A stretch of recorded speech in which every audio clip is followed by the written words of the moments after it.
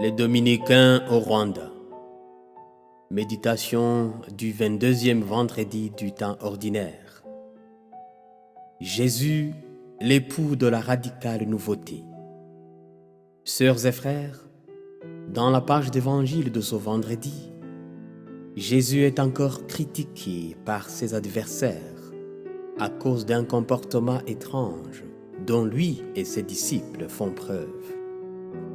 En effet, aux yeux des pharisiens, il s'agit d'un comportement qui apporte une nouveauté qui intrigue, interroge et dérange le traditionnel, le rituel et la routine.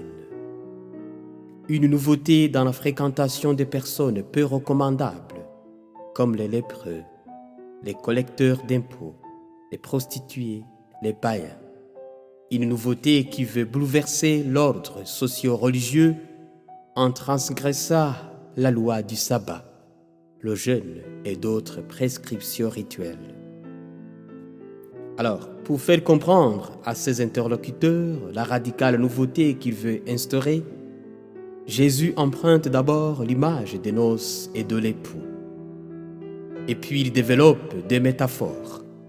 Celle du vieux vêtement qu'il ne peut rapiécer avec un bout de tissu neuf, sous peine de le voir se déchirer davantage, et celle du vin nouveau qu'il ne peut mettre dans de vieilles outres, sous peine de les voir éclater.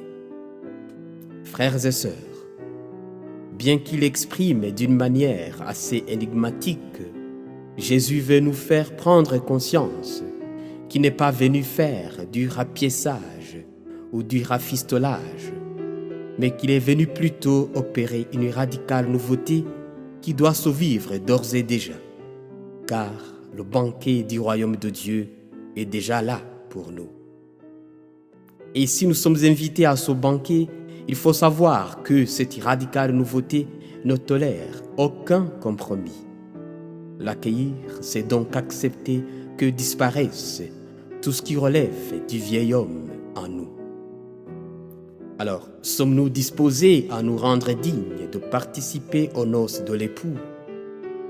Nous efforçons-nous suffisamment à nous débarrasser de nos mauvaises et vieilles habitudes pour embrasser la nouveauté de l'Évangile qui dérange notre confortable routine et nous invite à délaisser l'éthique du paraître au profit de l'éthique de l'être?